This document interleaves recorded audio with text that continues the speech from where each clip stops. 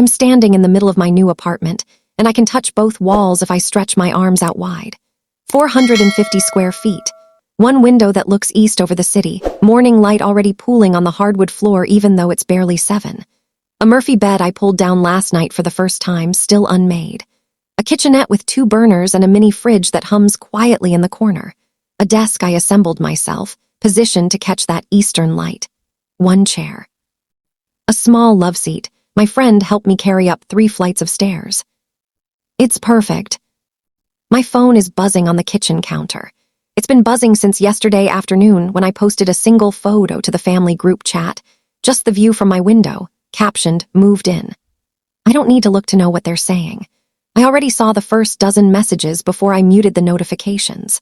Simone sent a screenshot of this building's address with the Zillow rental estimate circled in red. $1,100 a month, and she added 3 wide-eyed emojis and the word, "Yikes." My cousin Andrea sent back a sad face. My brother Marcus wrote, "Damn sis, that's rough. You doing okay?" My mother's message was longer, something about how moving is always stressful and change is hard and maybe we should talk soon. I pick up the phone now and scroll through the new ones. My Aunt Trish has written, "Oh honey, we're here if you need anything." Uncle Ron sent a gif of a sad cartoon character in a cardboard box. There are 17 messages I haven't read yet, and I already know the tone of every single one. Pity. Concern, that's really judgment. The unspoken consensus that Alina has finally hit rock bottom. I delete the notifications and set the phone face down. Then I walk to the window and look out at the skyline, at the buildings catching the early sun, glass and steel turning gold. 12 blocks northeast, I can just see it. The skeletal frame of a high-rise, 22 stories, climbing into the sky, cranes on either side. They'll be pouring the 18th floor this week. I know because I have a meeting with the construction manager this afternoon to review the schedule and sign off on the mechanical systems installation. That building, the one that's still just bones and potential, still wrapped in green safety netting and possibility, that's mine. Well, 30% mine. My name is on the development agreement. My capital is in the foundation, the steel, the glass that hasn't been installed yet. Spring and Vine Tower, mixed use. Ground floor retail, 6 floors of Class A office space, 15 floors of residential condos. $50 million project. We're 4 months from topping out, and 6 months from the first occupancies.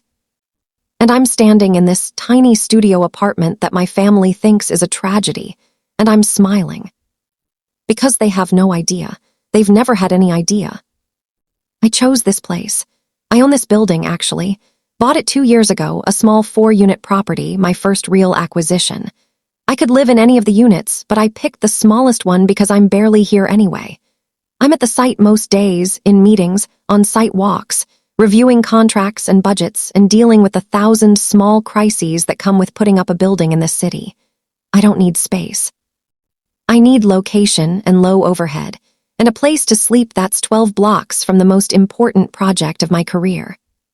But they see 450 square feet, and they see failure. I make coffee in my French press, the good beans I get from the roaster near the site office, and I sit at my desk, and I look at my building growing into the sky, and I think about how 3 days ago I sat at my brother's table and listened to my father tell me that we can't all be as successful as Marcus. 3 days ago was my parents' 35th wedding anniversary party. Not a quiet dinner, not a simple celebration. A party at Marcus and Simone's house with valet parking. Valet parking for a backyard barbecue. I knew it was going to be bad when I pulled up in my Honda Civic and saw the young guy in a vest waiting at the curb. He looked at my car the same way my family looks at my life choices, like he was trying to figure out what went wrong. I handed him the keys and walked up the driveway past my brother's Range Rover, leased, payments he can barely afford, but it looks right in this neighborhood. The house is big, too big, 4,000 square feet for 2 people, a mortgage that stretches them so thin I'm surprised they can breathe, but it photographs well. Simone had the front door open, music spilling out, catering staff moving through the rooms with trays of appetizers that probably cost more than my monthly utilities. She saw me coming up the walk and her smile went sharp. "Alina, you made it. Come in, let me give you the tour. We just redid the kitchen. Italian marble countertops, you have to see it. I'd seen the kitchen. It looked like every other renovated kitchen in every other over-leveraged house in this development. White and gray and expensive and soulless. But I followed her through it anyway, nodding while she pointed out the smart refrigerator, the farmhouse sink, the wine fridge they'd installed in the butler's pantry. "We're thinking of putting in a pool next summer," she said, leading me out to the backyard where white tents were set up and more people in catering uniforms were arranging chafing dishes. "Marcus says we should wait, but I think we should just do it, you know. You only live once." I made a noncommittal sound. I was thinking about their debt-to-income ratio. I was thinking about how a pool would add maybe $15,000 to their home value and cost them $60 to install. I didn't say any of this. The party was already full. Aunts, uncles, cousins, family friends, everyone dressed like they were trying to prove something. My mother found me first, pulled me into a hug that felt like an apology for something she hadn't said yet. My father kissed my cheek and told me I looked tired. "Work's been busy," I said. "Still doing that property management thing?" he asked. "Development," I corrected, not for the first time. "I'm a developer." Right, he said, but his eyes were already drifting over my shoulder to greet someone else. Dinner was served at long tables under the tent. I ended up between my cousin Andrea and my Aunt Trish, directly across from Marcus. The food was good. Simone had hired well, but I could barely taste it because I could feel the scrutiny, the sidelong glances, the whispered questions. Halfway through the meal, Marcus stood up with a glass of champagne and called for everyone's attention. He gave a long toast about our parents, about family, about legacy and success, and building a life you're proud of. Then he said, "And I look around this table and I see so many people I'm proud to call family. My wife, who made this beautiful evening possible. My parents, who taught me everything I know. All of you, even those of us still figuring life out." His eyes flicked to me for just a second. The table chuckled, a warm, knowing sound. I kept my face smooth and took a sip of water. After the toast, my mother leaned forward, her voice pitched to Carrie. "Elena, sweetheart, I heard you're moving soon, somewhere downtown." The table quieted, the way it does when people sense something interesting about to happen. "I moved yesterday, actually," I said. "A studio near the waterfront district." "A studio," my Aunt Trish repeated, her voice syrupy with concern. "That's what, one room?" "It's efficient," I said. "It's tiny," Simone corrected, pulling out her phone. I looked it up. "No offense, Elena, but are you okay? Financially, I mean." My mother reached across the table and put her hand on mine. "Honey, if you're struggling, you can tell us. We're family. We can help."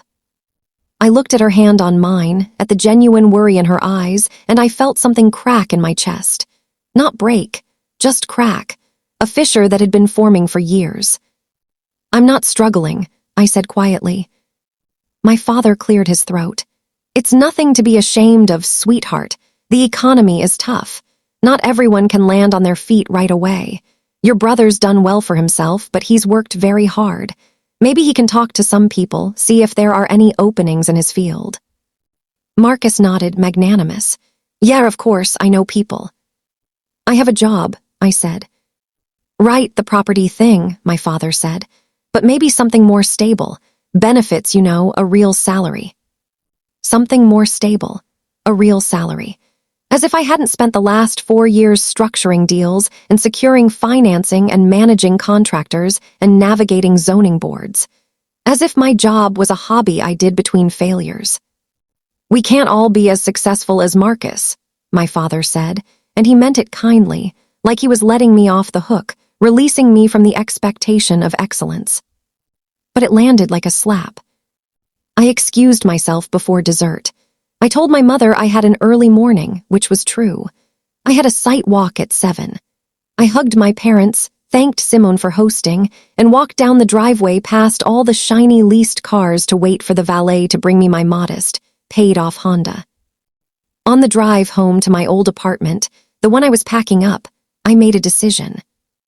I wasn't going to tell them. I wasn't going to explain or defend or justify. I was going to let them think exactly what they wanted to think, and I was going to stop trying to earn their pride. I was going to build my building and my life and my future, and they could find out about it when the universe decided to tell them. And when that happened, I wouldn't owe them a single explanation. Because here's what they don't know. Here's what they've never known. I've been the disappointment my entire life, the difficult one, the one who didn't fit. Marcus was 3 years older and he was everything they wanted. Athletic, charismatic, popular. He played varsity baseball. He had friends who came over and made the house loud and full. He got decent grades without trying too hard. He was easy. I was not easy. I was the kid who asked too many questions, who wanted to know how things worked, why buildings stood up, why some neighborhoods thrived and others didn't. I was the one who checked out books about urban planning from the library when I was 12 and read them on the bus. I wanted to be an architect at first, spent hours sketching buildings and floor plans, but somewhere in high school I realized I didn't just want to design things. I wanted to build them. I wanted to understand the whole system. The money, the politics, the infrastructure. I wanted to make things real. My parents didn't know what to do with me. When Marcus went to college, they paid for everything. Tuition, room and board, spending money, fraternity dues. He went to a state school 3 hours away and came home on weekends with laundry and stories about parties. He graduated with a degree in communications and a lot of debt they'd taken on for him, and within 6 months he had a sales job with a car dealership. Within a year he'd moved to software sales. He was good at it. He made okay money. He looked successful. When it was my turn, I told them I wanted to study urban planning and real estate development. My father asked what kind of job that would lead to. My mother asked if I'd thought about teaching or nursing, something stable. I applied to a public university in the city that had a good program. I got in. I asked for help with tuition. My father sat me down at the kitchen table and told me that Marcus had needed a lot of support, and they'd stretched themselves thin, and it was important that I learn the value of money and independence. He said they could give me half of what they'd given Marcus. He called it fairness, called it teaching me responsibility. I took the half. I worked 3 jobs. I graduated in 4 years with a degree in urban planning and a minor in finance, debt-free, with a 3.8 GPA. Marcus came to my graduation late and left early. My parents took me to dinner at a chain restaurant, and my father spent most of the meal on his phone, dealing with some crisis at work. I got a job 2 weeks later, entry-level, at a commercial real estate development firm. $10 an hour to start, assisting a project manager. I got coffee and filed permits and sat in on zoning meetings. I learned everything. I stayed late. I asked questions. I moved up. Assistant project manager, then associate, then project manager. I worked on strip malls and apartment complexes and office parks.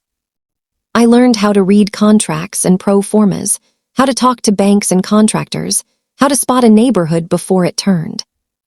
And every year, at every family gathering, someone would ask me when I was going to get a real job, when I was going to buy a house, when I was going to settle down.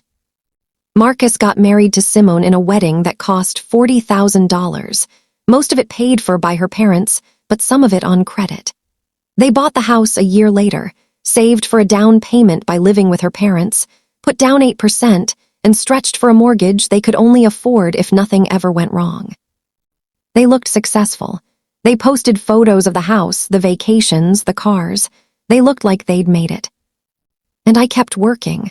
I kept learning. I rented a small 1-bedroom apartment near the office, and I saved everything I could. I didn't buy new clothes. I didn't take vacations. I drove my car until the odometer hit 200,000 miles, and then I bought a used Honda with cash. When I was 29, I made senior project manager. 6-figure salary, profit sharing. And my boss, Carolyn, the woman who'd been my mentor for 5 years, pulled me aside and said, "You're ready to stop working for other people's projects. Let's find you a deal." We spent a year looking, evaluating neighborhoods, running numbers, talking to investors. And then I found it. A lot in a neighborhood everyone thought was too far out, too risky. The waterfront district, before it was the waterfront district. before the new transit line was announced, before the tech companies started buying up warehouses for conversion. I saw it first. I put together the deal, found an architecture firm that believed in the vision, pulled together investors. I put in every dollar I had saved, everything I'd been building toward, and Carolyn matched me. 30% equity each. The rest from a consortium of investors who trusted our track record. It took a year to get the permits, another year to break ground. Every day was a crisis. Every week something threatened to kill the deal, but we kept going, and the building started to rise. And I kept living small, kept driving my Honda, bought the little 4-unit building as my first investment property, moved into the smallest unit to save money during construction, and poured every bonus, every profit share, every tax refund back into the project and into my future. At Thanksgiving 2 years ago, my uncle asked me if I was ever going to stop renting and build some equity. I was sitting on $250,000 in real estate and development equity. I just smiled and said I was being careful. At Christmas, Simone asked if I was still doing the apartment thing and said Marcus could introduce me to a recruiter if I wanted to try corporate. Last summer, my mother told me she worried I was going to end up alone. 3 months ago, Marcus posted on LinkedIn about his investment property, a pre-construction condo at the beach that he can't afford to close on and is desperately trying to flip. 2 months ago, Simone started a lifestyle blog about their wealth journey. That's really about the credit card debt they're drowning in. And 3 days ago, my father told me we can't all be as successful as Marcus. So I moved into my tiny studio, and I let them laugh, and I'm waiting. Because in 4 months, that building will be finished. In 6 months, it'll be leased and occupied, and my equity stake will be worth somewhere between $8 and $12 million. And they still have no idea who I am. The first week in the studio is quiet, peaceful actually. I unpack my things, which doesn't take long because I don't own much. I set up my desk under the window where I can see the building. I buy a small potted plant for the kitchenette counter. I arrange my books on the single shelf. Everything has a place. Everything is intentional. I love it here. But the family group chat is relentless. The morning after I move in, Simone posts a screenshot of the building's address with a real estate estimate. $1,100 a month. Yikes, rough times. 3 crying, laughing emojis. My cousin Andrea replies with a string of sad faces. Aunt Trish writes, "Oh, sweetie, how are you holding up?" Marcus sends a gif of a tiny house with the caption, "You right now," and a laughing emoji. I'm sitting at my desk reviewing the updated construction timeline when these come through. I watch them appear one after another, each message a little performance of concern or amusement. I don't respond. I mute the chat and go back to my spreadsheet. We're on schedule for the mechanical rough-in. The numbers are good. My mother calls that afternoon. I almost don't answer, but I know if I don't she'll just keep trying. "Hi, Mom." "Honey, hi, I just wanted to check in. How's the new place?" "It's great. I'm really happy with it." There's a pause. "It's very small though, isn't it?" "It's the right size for what I need." "But sweetheart, you're 32. Don't you want more space? Room to grow? I just worry that you're, I don't know, limiting yourself." I close my eyes. I'm not limiting myself, I promise. It's just that Marcus was saying, "Mom, I have a meeting in 10 minutes. Can we talk later?" Of course, of course. I just want you to know that if you need help, financial help, we can figure something out. Your father and I talked and we could maybe. I don't need help, but thank you. Another pause. Okay, well, call me if you change your mind. I hang up and sit very still for a moment. The plant on my counter needs water. The construction timeline is still open on my laptop. Outside my window, the city hums with traffic and life and possibility. I'm fine. I'm more than fine. But they can't see it. 2 days later, my father texts, "Your brother has a friend at his company who's hearing for admin positions. Good benefits. Want me to send you the contact info?" I stare at the message for a long moment. Admin positions. As if I don't have a career. as if I haven't been working in this industry for a decade. I text back, "I'm good, thanks." He sends a thumbs up emoji. That evening, Simone posts in the group chat, "Planning a family barbecue this Saturday. Everyone's welcome, even those of us in cozy living situations," followed by a kissy face emoji and a winking emoji. I read it 3 times. Cozy living situations. She means me. She's inviting the entire family to another opportunity to pity me, to position herself and Marcus as the successful ones, the ones who made it, while I'm the cautionary tale in my tiny apartment. I could say no. I could make an excuse. Instead, I reply, "I'll be there." Because I'm done hiding. I'm done avoiding them to protect myself from their judgment. They're going to judge anyway. They've been judging my whole life. What I'm realizing, sitting here in my perfect little studio with my building rising 12 blocks away, is that their judgment has nothing to do with reality. It never has. So I'll go, I'll smile. I'll let them perform their superiority, and I'll know what they don't. The barbecue is on Saturday afternoon. I take the train, partly because parking in their neighborhood is terrible and partly because I like the train. It's efficient. I can read on it. But I know how it'll look to them, showing up without a car, taking public transit like I can't afford the gas. I'm right. I walk up from the stop 3 blocks away and Marcus is in the driveway, unloading bags of ice from the Range Rover. He sees me and grins. "Hey, sis, you take the bus." "The train," I say. Right. Well, glad you could make it." Simone is in the kitchen when I come in, arranging a charcuterie board that looks like it came from a Pinterest tutorial. "Alina, you're here. How was the commute?" She says commute like it's a foreign concept, even though she drives 25 minutes to her part-time job at a boutique. "Fine," I say. I just can't imagine not having a car. I'd feel so trapped. But I guess if you're downtown, everything's walkable, right? Silver linings. I smile and don't answer. The backyard is full by the time I get out there. Aunts, uncles, cousins, a few family friends. Someone set up a cornhole game. There's a cooler full of expensive craft beer. Marcus is at the grill wearing an apron that says Grill Sergeant. I find a chair near my grandmother, who pats my hand and tells me I look well. "You too, Grandma." "How's the new apartment?" "I love it." She nods. "Good, a woman should have a space that's hers." Before I can respond, Aunt Trish descends with a plate of potato salad and a look of deep concern. "Alina, sweetie, your mother told me about the move. How are you doing? Really?" "I'm great, actually. It's just such a big change. Downsizing can be so hard. But it's smart, to live within your means. Very mature." I take a sip of water and watch her trying to compliment me for what she perceives as poverty management.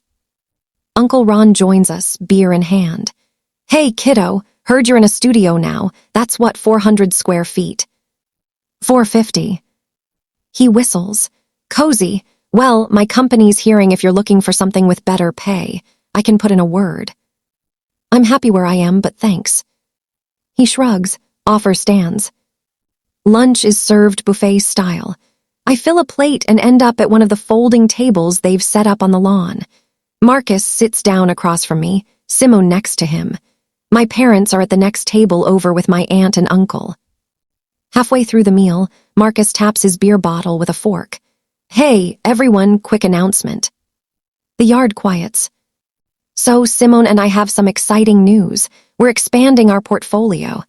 He grins, and Simone beams next to him. "We just closed on an investment property, a condo down at Clearwater Beach. We're going to rent it out short-term, vacation rentals, really build some passive income." Everyone applauds. My father calls out, "That's my boy." Simone leans forward, glowing. "It's such a good investment. The market down there is booming. We're really building wealth, generational wealth."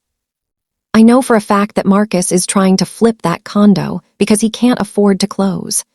I know because I still have friends in the industry, and one of them mentioned seeing his name on a pre-construction list and being surprised when it showed up on a resale site 3 weeks later, priced to move fast. But I don't say anything. I just nod. and take another bite of pasta salad. Then Simone turns to me, her smile sharp and sweet. "And how's the studio, Alina? Are you settling in okay?" Every eye at the table swivels to me. "It's perfect for my needs right now," I say evenly. "What needs?" She laughs, high and light. "I mean, it's just you and what a hot plate." The table titters. "I have a 2-burner stove, actually." "Oh, fancy." She's still laughing. Marcus is grinning. My cousin Andrea looks uncomfortable but says nothing. My mother reaches over from the next table and touches my arm. "Honey, we just worry. You're in such a small space. It can't be good for your mental health." My father nods. "Maybe this is a wake-up call, sweetheart. You can't coast on odd jobs and contract work forever. At some point you need stability." Odd jobs, contract work. I've been a salaried project manager for 3 years. Before that, I was salaried for 4 years. I have a 401k and health insurance and profit sharing. But they don't know that because they've never asked. Something crystallizes in that moment, something cold and clear and final. I smile, I set down my fork, I look at my father and I say, "You're right, I should be more intentional about my future." He looks relieved. "Exactly, that's all we're saying." My mother squeezes my arm. "We love you, sweetheart, we just want what's best for you." "I know," I say. And I do know. They think they want what's best for me. They just have no idea what that is because they've spent my entire life looking at me and seeing a problem instead of a person. I finish my lunch. I stay for another hour, making small talk, letting them think they've gotten through to me. And when I leave, hugging my parents and thanking Simone for hosting, I feel something settle in my chest. I'm not going to tell them. I'm not going to defend myself, or explain, or try one more time to make them see me. I'm going to let them find out on their own, in their own time, in the most public and undeniable way possible. And when they do, I'm not going to offer them comfort or explanation or access to what I've built. I'm going to protect myself, finally. That night, back in my studio, I sit at my desk and I open my laptop and I start looking at what I actually know about my family's finances. Not because I want to use it against them, but because I need to understand the full picture. I need to see clearly. Marcus and Simone's house. I pull up the public records, purchased 3 years ago for $750,000. They put down $60,000, which means they financed $690. In this market, the house is worth maybe $680, probably less. They're underwater. Not by much, but enough that if they had to sell quickly, they'd walk away with nothing. The Range Rover. I happen to know from a conversation I overheard at Christmas that it's leased. $400 a month, maybe more.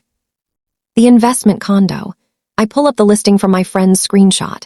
Pre-construction price was $320. He's listed it for $340, which means he's trying to assign the contract and make $20,000.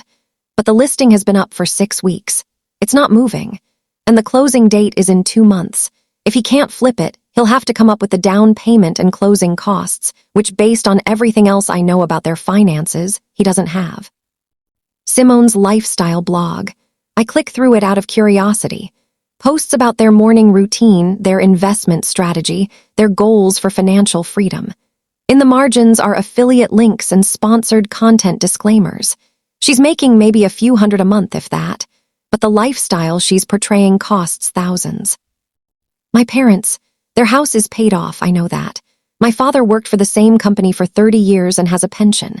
But I also know, because my aunt let it slip last year after too much wine, that they've bylaid Marcus out twice. Once when he lost a sales job and couldn't make his car payment.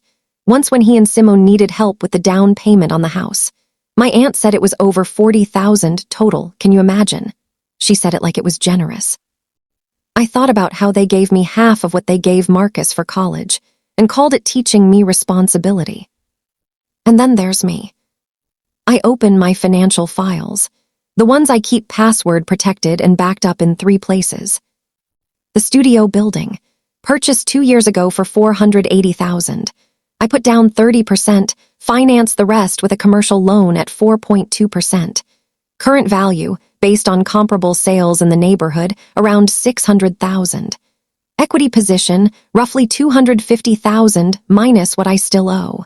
Net, about 140,000. My retirement accounts.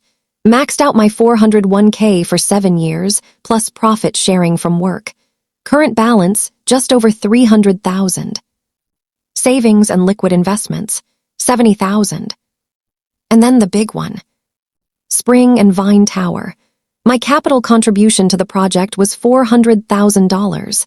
Every dollar I'd saved in my 20s, everything I'd scraped together. Carolyn matched me.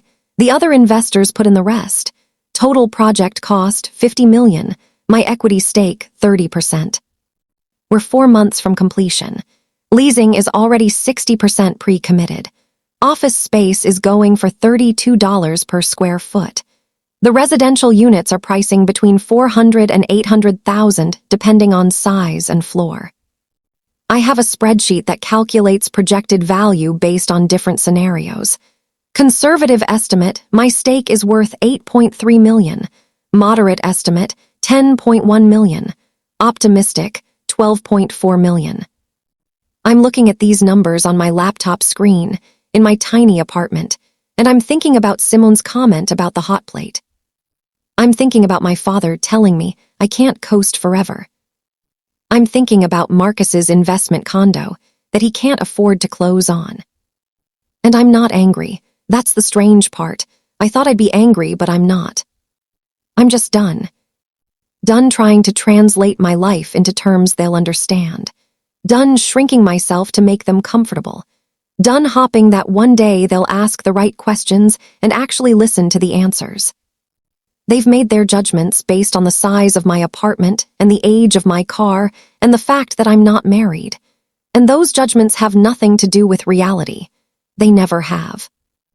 I close the laptop and look out my window at the city lights, at the construction cranes still visible against the darkening sky. My building is out there, growing, becoming. And I don't owe them the story of how I built it. I don't owe them anything at all. I meet Carolyn for coffee on Tuesday morning at the place we always go. A small cafe halfway between her condo and my studio. She's already there when I arrive, sitting at our usual table by the window with 2 cups in front of her. She knows my order. We've been doing this for 7 years. Carolyn is 58, silver-haired, sharply dressed, the kind of woman who commands a room without raising her voice. She's built 4 major developments in this city and mentored a dozen younger developers, including me. She doesn't suffer fools and she doesn't waste time. She takes one look at my face and says, "What happened?" I tell her, the move, the family barbecue, the comments about the hot plate and the bus and coasting on odd jobs, the group chat, my mother's phone call, all of it. When I finish, she sits back and laughs, actually laughs sharp and bright. "Let me guess," she says. "They think you're broke and you're about to be a multimillionaire." Something like that. "And you haven't told them?" "No." "Good," she takes a sip of her coffee. "Don't." I blink. "Really?" "Alina, I've been in this business for 30 years. I've seen every version of this story. Family who doesn't understand what you do, who measures success by car size and square footage, who suddenly gets very interested when they find out you have money." She leans forward. "Here's what's going to happen. Eventually, they'll find out. Someone will see your name in the paper or run into someone who knows what you do. And when that happens, everything will change. Your brother will have business ideas. Your parents will want to be involved. People you haven't heard from in years will call. So what do I do? Protect yourself, now, before they know there's anything to take." She pulls out her phone and scrolls through her contacts. "I'm sending you my attorney's information. Estate planning, asset protection. You need to set up a trust, an LLC structure that makes your wealth less visible and less accessible. You need legal boundaries before you need to enforce them." I write down the name, David Solis, estate and tax attorney. "And then," Carolyn continues, "you need to decide what kind of relationship you want with these people. Because once they know, you can't unknow it. They'll treat you differently, and you need to be ready to set boundaries they won't like." I don't even know what that looks like. She's quiet for a moment, looking out the window. My sister asked me to co-sign a car loan about 15 years ago. I said no.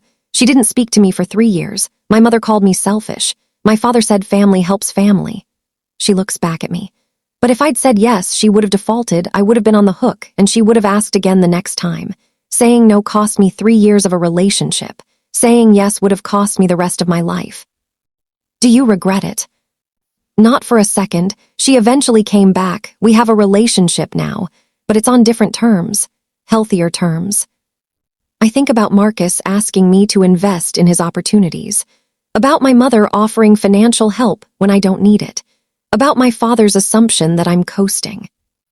I don't think they'll ever really see me, I say quietly. Maybe not, Carolyn says, and that's sad, but it's not your job to make them see you. It's your job to see yourself clearly and protect what you've built. We finish our coffee and she walks me through practical steps. Call the attorney, set up the trust, create an LLC to hold my properties. Don't post about the building on social media. Don't announce anything. When it comes out, and it will, have a script ready, something simple. I'm doing well. I'd rather not discuss specifics. Let's change the subject. And then she says something that lands in my chest like a stone. You don't owe them access to your success, Alina, especially not people who couldn't see your worth when they thought you had nothing. I walk home slowly, letting her words settle. When I get back to the studio, I sit at my desk and I look at my calendar. My cousin's baby shower is this weekend. I was planning to go out of obligation, even though I knew it would be another opportunity for someone to make a comment about my life, my choices, my apartment. I open my email and I type out a response. Congratulations, can't make it this weekend, sending a gift. I hit send before I can second-guess myself. And I feel something lift, a weight I didn't realize I was carrying. I call the attorney Carolyn recommended and make an appointment for the following week. I start a list of questions: trust structures, LLC formation, privacy protection. I also start seeing a therapist. Not because something's wrong, but because I'm realizing I have decades of family dynamics to untangle.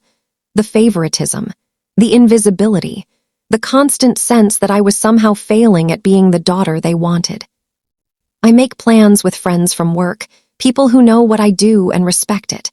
I join a hiking group that meets on Saturday mornings. I start building a life that isn't about proving anything to anyone. And I stop going to every family event. I stop showing up out of obligation to people who use the gatherings to judge me. It feels like freedom. 3 weeks later, my mother calls and asks why I missed the baby shower. I tell her I was busy. She says people are asking about me, wondering if I'm okay. I'm great, Mom, just setting some boundaries around my time. Boundaries, she repeats like it's a foreign word. From your family. I love you all, but I need some space right now. She doesn't understand. I can hear it in her silence, but I don't explain further. I'm learning that I don't have to. 2 months pass. Summer turns to fall. The building grows. In early October, we hit a major milestone, topping out. It's a construction tradition, the placement of the final beam at the highest point of the structure. We've planned a small ceremony. The construction crew, the investors, the architecture team, some city officials, a few members of the press. I wear a hard hat and a blazer. Carolyn and I give a short speech together, standing on the platform 22 stories up with the city spreading out below us. I talk about the vision for the building, the neighborhood, the future we're creating. My voice is steady. I feel like I'm standing in the center of my own life for the first time. A photographer from the local business journal takes pictures. She interviews me and Carolyn afterward, asks about the timeline, the leasing progress, our next projects. The article runs 3 days later. Small, just a few paragraphs in the real estate section. There's a photo of Carolyn and me in our hard hats, the skyline behind us. The headline reads, Spring and Vine Tower tops out, signals new era for waterfront district. My name is in the second paragraph. Alina Vasquez, co-developer and equity partner, says the project represents a long-term bet on the neighborhood's transformation. It's online, public, anyone could find it. But my family doesn't read the business journal. They don't follow local development news. The article comes and goes, and my phone stays quiet.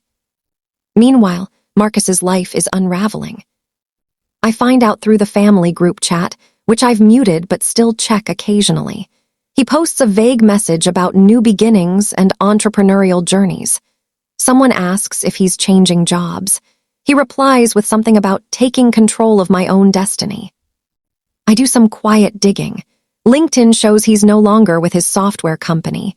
His profile now says founder executive consultant, which means unemployed. The investment condo is still listed. The price has dropped twice. I don't feel satisfaction exactly, more like sadness. He's scrambling, trying to maintain the image of success while everything crumbles underneath, and he doesn't have the tools to fix it because he's never had to build anything real. In late October, it's my grandmother's 85th birthday. This is one I won't miss. I love her. She's the only one who's never made me feel small. The party is at my parents' house, smaller than Marcus's gatherings, more subdued. I bring flowers and a card with a gift certificate to her favorite restaurant. She hugs me tight and tells me I look strong. I feel strong, Grandma. Good, a woman should feel her own strength. The afternoon is relatively peaceful. No one mentions my apartment. My mother asks how I am and actually waits for the answer. My father tells me about a project at his company, something about facility expansion, and asks if I know anything about site development. I give him some advice. He listens. It's almost normal. Then Marcus pulls me aside. We're in the kitchen, away from the others. He leans against the counter, arms crossed, trying to look casual. Hey, so, I wanted to run something by you. Okay. I'm working on some new ventures. Investment opportunities, early stage stuff, really high potential. He's using his sales voice. I know money's been tight for you, but I was thinking if you had even like 5 or 10,000 you could put in, I could probably get you a good return. Help you out, get you back on your feet. I stare at him. He's asking me for money while framing it as helping me. I'm good, Marcus, but thank you. Come on, I'm serious. This could be really good for you. You could actually make something of yourself. The words hit like a slap. Make something of myself. I'm standing in my parents' kitchen, and 12 blocks away is a building I created. A building that will carry my name in the development records. A building worth $50 million. And my brother is telling me I could make something of myself if I give him $10,000 for a venture that doesn't exist.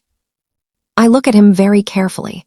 At the expensive watch he can't afford, the designer jeans, the desperation underneath the sales pitch. Marcus, I say quietly, I don't need your help. His face hardens. Yeah, okay, just trying to look out for you. I appreciate that, but I'm fine. He scoffs.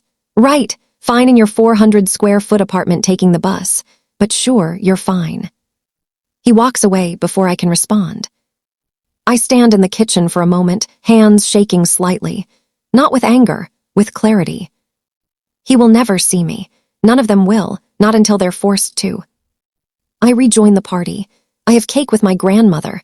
I hug my parents goodbye. As I'm leaving, Simone corners me by the door. So, we're hosting Thanksgiving this year. The whole family. You'll come, right? Her smile is tight. I know it's a long trip on public transit, but maybe you could catch a ride with someone. The jab is casual, almost friendly. That's how she does it. I'll be there, I say. Great, it'll be so nice to have everyone together. We're really doing it up this year. Big celebration. I nod and leave.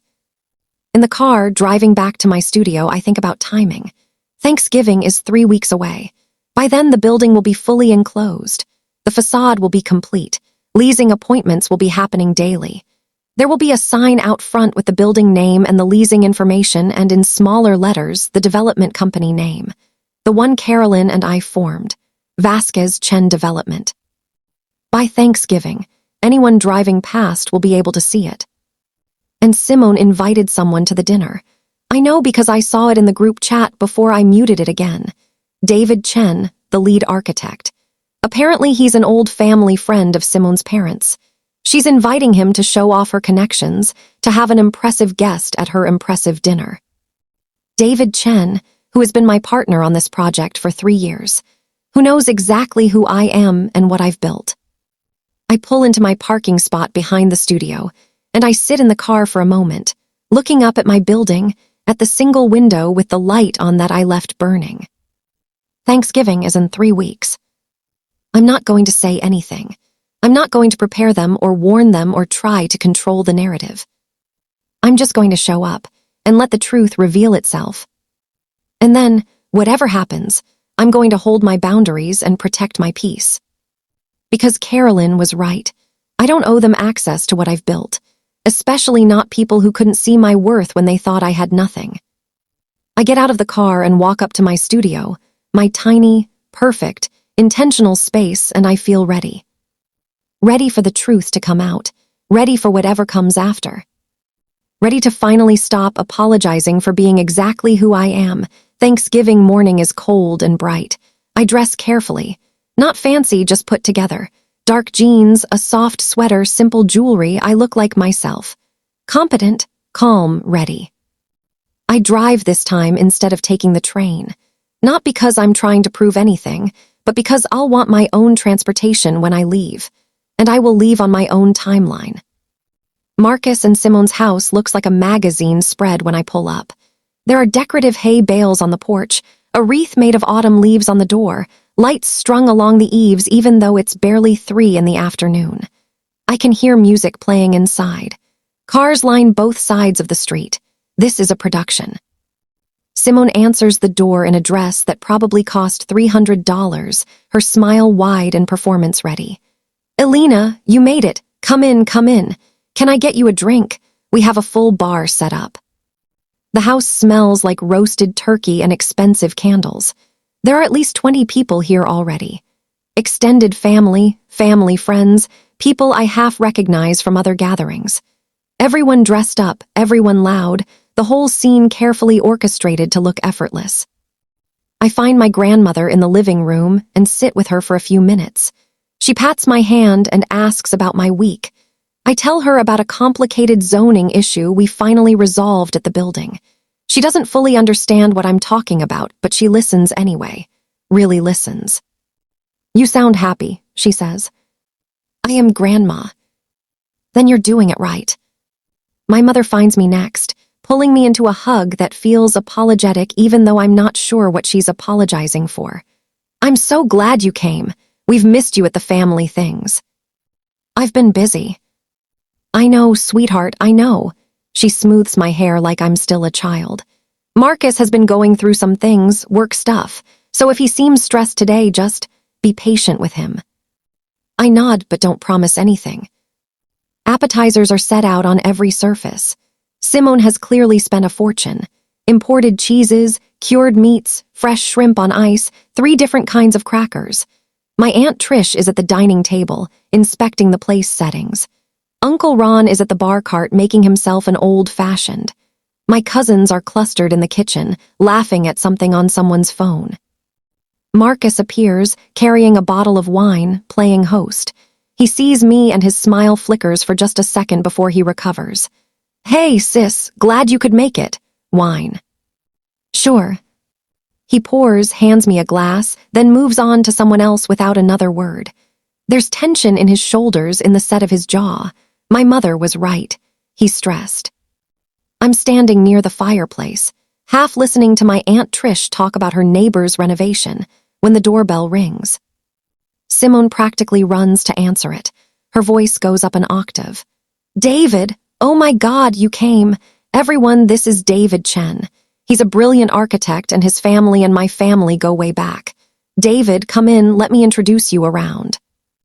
David Chen steps into the house, dressed in dark slacks and a button-down, looking mildly uncomfortable with Simone's enthusiasm. He's 52, Taiwanese-American, one of the most respected architects in the city. We've been working together for 3 years. We've spent hours in construction meetings, arguing over materials and sight lines and mechanical systems. I've had coffee with him and Carolyn 100 times. He's shaking hands, being gracious, letting Simone pull him into the crowd. She's introducing him to my parents, to Marcus, clearly proud of this connection. And then he sees me across the room. His face lights up with genuine warmth. Alina. The room doesn't go quiet immediately. People are still talking, still laughing, still performing their own conversations. But I see the moment Simone's face registers confusion. I see my mother turn to look. David crosses the room to me. Smiling. I didn't know you'd be here. What a small world. Hi, David. Yeah, Simone's my sister-in-law. No kidding. He shakes his head, amused. How's everything going with the tower? I just got the updated leasing report this morning. 60% pre-leased, and we haven't even started move-ins yet. This is going to be a landmark project, Alina. You must be so proud. The conversations around us are dying now. People are tuning in. I can feel eyes on me. Simone steps closer, her smile frozen. Wait, what? David, oblivious to the shift in energy, continues. The Spring and Vine Tower, Alina's project. We've been working together for 3 years now. Marcus makes a sound, halfway between a laugh and a cough. There must be some mistake. David looks at him, confused. No mistake. Alina's the co-developer, primary stakeholder, actually. She brought me the project before anyone else saw the potential in that neighborhood. He turns back to me. Are you still in that building you bought on 7th, the 4-unit? That was such a smart first acquisition. My mother's voice is faint. You own a building. I meet her eyes across the room. Yes, I bought it 2 years ago. But you live in a studio, Aunt Trish says, like she's trying to solve a puzzle. I live in one of the units, I say calmly. It made sense to be close to the construction site. Simone is staring at David like he's speaking another language. But the high rise, what do you do on the project exactly? David's smile is fading now. He's starting to pick up that something is wrong here. She's the co-developer, equity partner. She's been the lead on this project from day one. He looks at me uncertainly. Alina. The room has gone completely quiet now. 20 people, all stopped mid-conversation, all staring. My father finds his voice first. How much? What is this project worth? I don't want to answer. I can feel the shift happening, the recalibration. But David answers for me, still confused about what's happening. Total project value is around 50 million. It's one of the biggest mixed-use developments in the waterfront district. He looks at me. Do they not know what you do? I don't really talk about work with my family, I say quietly. Marcus's face has gone red. Why didn't you say anything? You let us think you were. I cut him off, my voice even but very clear. Let you think what, Marcus? That you were struggling, that you needed help. I never said I was struggling. You assumed. Simone's voice is sharp now, defensive. That's not fair. You moved into a tiny apartment. You take public transit. You dress like... She stops herself. Like what? I ask. She doesn't answer. My mother has tears in her eyes. We were worried about you. No, I say, and my voice is soft but firm. You were embarrassed by me. There's a difference. That's not true, my father says, but he won't meet my eyes. I look around the room at all of them. My aunt who asked if I was okay financially. My uncle who offered me a job. My cousins who sent sad face emojis when I moved. Simone who made jokes about my hot plate. Marcus who told me I could make something of myself if I invested in his fake opportunities. I tried to tell you, I say. Years ago, I tried to explain what I do. No one listened. You all decided I was a failure based on the size of my apartment and the age of my car. You made fun of me. You pitied me. You used me as a punchline. I look at Simone. You called me pathetic in the family group chat. She goes pale. I didn't. You did. I have the screenshots. David clears his throat. I think I should. Maybe I should go. No, Simone says quickly. No, stay, please. Dinner's almost ready. This is just family stuff, a misunderstanding. But David is already moving toward the door. I think I should give you all some space. Alina, I'll see you at the site meeting Tuesday. Yes, thanks, David. He leaves, and the silence he leaves behind is suffocating. My grandmother's voice cuts through it, clear and firm. I'm proud of you, Alina. I cross the room and kiss her cheek. Thank you, Grandma. Then I look at my parents. I'm going to go. Sweetheart, wait, my mother says. We should talk about this. We didn't know. You didn't ask. My father stands. You should have told us. And there it is, the defensiveness, the inability to take responsibility. Why, I ask, so you could take credit, so Marcus could ask me for money. I look at my brother, who won't meet my eyes. He already did ask me, by the way, last month, wanted me to invest in his opportunities because money was tight for me. Marcus's jaw clenches, but he says nothing. I love you all, I say, and I mean it. But I can't have a relationship where I'm only valued when I'm useful or impressive to you. You favored Marcus my entire life. You mocked me, dismissed my work, made me feel small. And the second you find out I'm successful, you're upset that I didn't tell you. That tells me everything I need to know. My mother is crying now. We've always loved you. Maybe, I say, but you didn't respect me. I get my coat from the closet. The room is still frozen, everyone watching. I hug my grandmother one more time. Happy Thanksgiving, Grandma. I'll call you next week. You do that, sweetheart. And then I leave. Walk out of the house, down the porch steps past the decorative hay bales, get in my car and drive away. My hands don't start shaking until I'm 3 blocks away. I pull over, grip the steering wheel and breathe. It's done. The truth is out, and I feel grief and relief in equal measure. I drive back to my studio and I sit at my desk and I look at my building, lit up now in the evening dark, and I let myself cry. Not because I'm sad I left, because I'm sad it had to happen that way. Because some part of me, some small child part, still wanted them to see me and celebrate me and be proud. But they couldn't, and that's not my fault. My phone starts buzzing an hour later. Texts from my mother, my father, Marcus. I don't read them. Not yet. I need space first. The next morning, my parents show up at my studio. I see them through the window, standing in the small lobby downstairs, and I almost don't buzz them up. But I do. They stand in my tiny apartment, looking around like they're seeing it for the first time.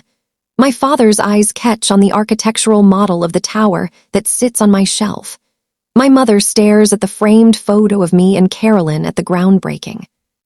We owe you an apology, my father says finally. Yes, I say, you do.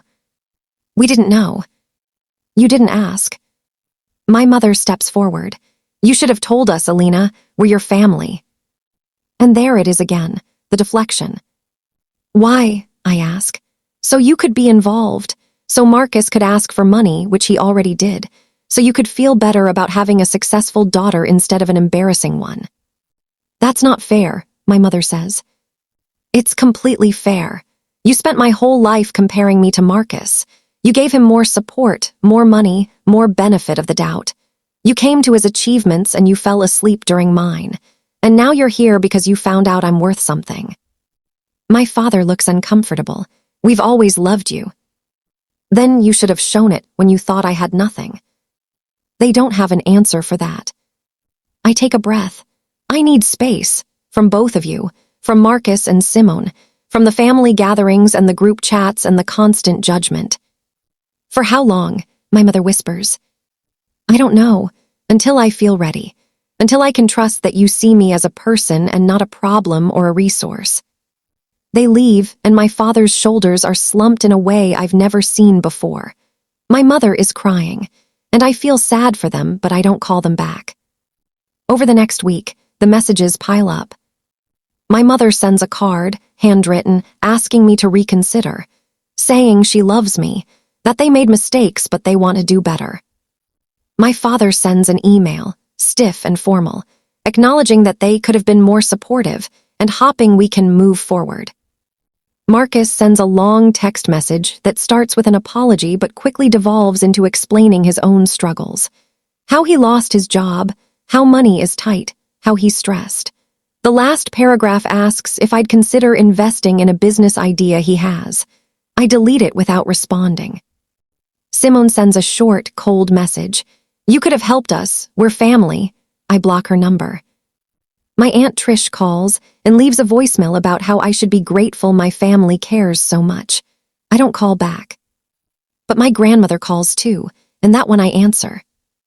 "How are you holding up?" she asks. "I'm okay, Grandma. Sad, but okay."